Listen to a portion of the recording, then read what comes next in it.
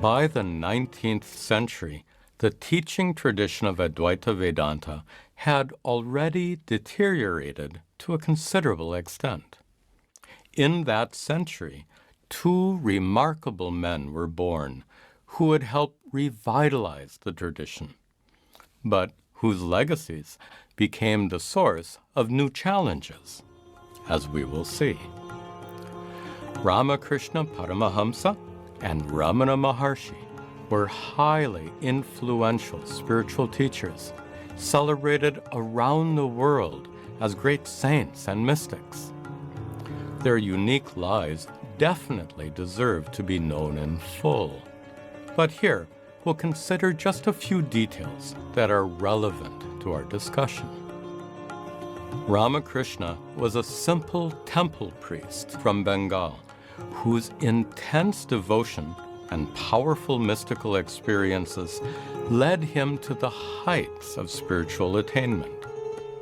He underwent no formal study of Sanskrit language or scriptures, but with the help of several teachers he met, he learned about Advaita Vedanta, Tantra, Vaishnavism, and other traditions. What Ramakrishna later taught his disciples seems to have been based more on his own spiritual experiences rather than on any particular spiritual tradition. He attracted a number of highly educated followers from Calcutta, including the famous Hindu monk Swami Vivekananda. After Ramakrishna died in 1886, Swami Vivekananda and his fellow disciples founded a monastic organization, the Ramakrishna Mission, and they began to disseminate the wisdom of their beloved master. Swami Vivekananda lectured extensively, both in India and in the United States. His lectures were transcribed into books and widely read. Before meeting Ramakrishna, Swami Vivekananda had already studied the Upanishads, Bhagavad Gita, and other scriptures. As a result, what he later taught combined the mystical insights of Ramakrishna with the traditional teachings of Advaita Vedanta. In this way, he created a new system, a system that scholars now call Neo-Vedanta. We'll discuss Neo-Vedanta further after we briefly explore the life and teachings of Ramana Maharshi. While he was still a teenager, Ramana ran away from home to live at the foot of a sacred mountain in South India called Arunachala. There, he immersed himself in meditation, and he was profoundly transformed by his extremely intense practice. As his fame grew, seekers and scholars from all over the world came to meet him.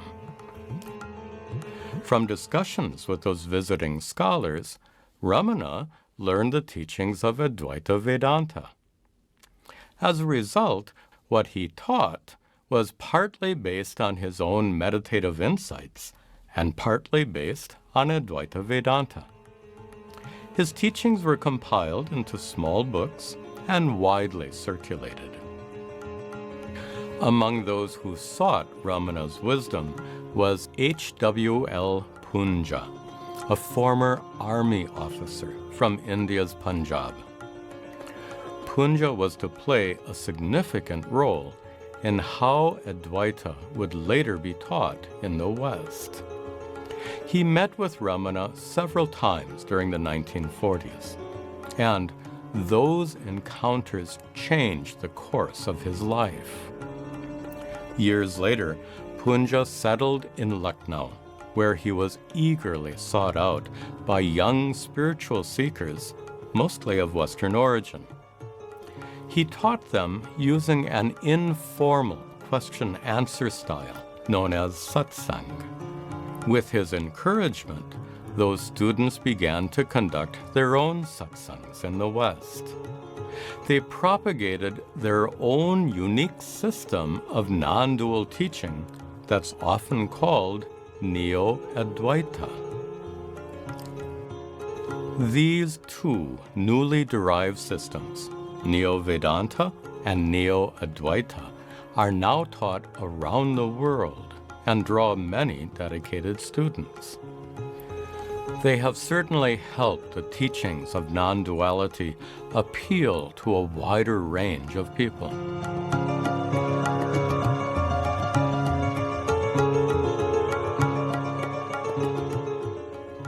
But an important question to address is, are these two new systems as effective as traditional Advaita Vedanta in imparting the truth of non-dual Brahman? Are these offshoots as good as the original?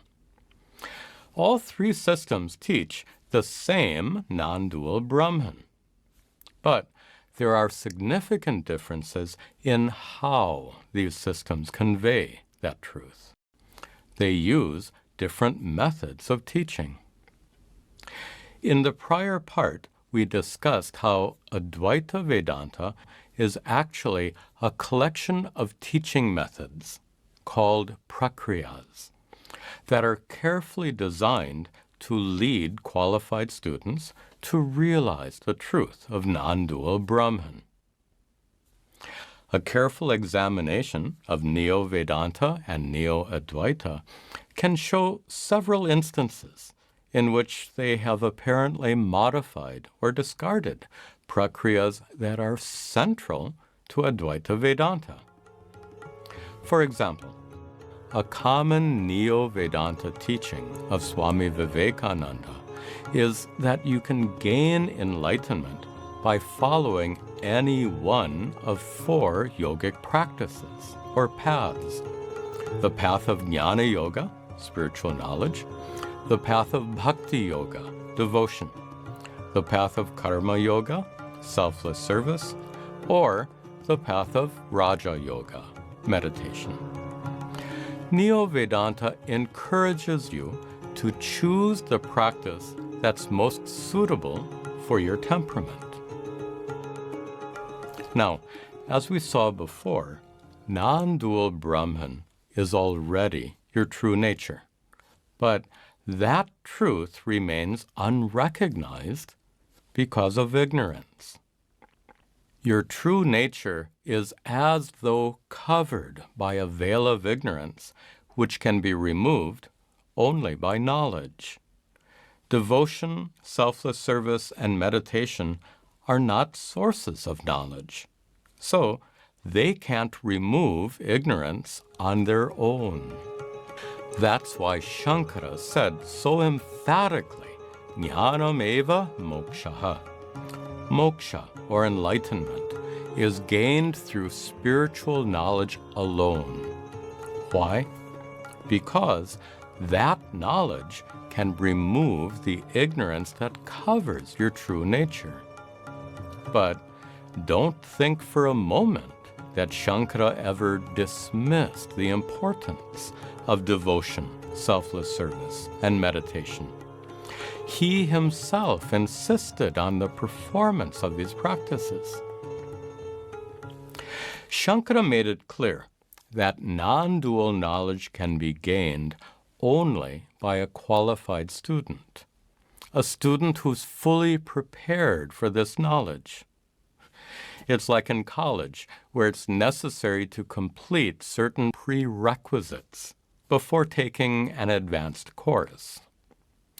The prerequisites for knowledge of non-dual Brahman can be gained through devotion, selfless service, meditation, and other practices.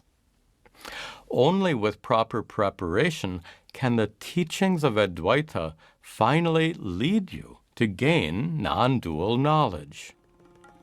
Shankara explained all this using the example of cooking rice. The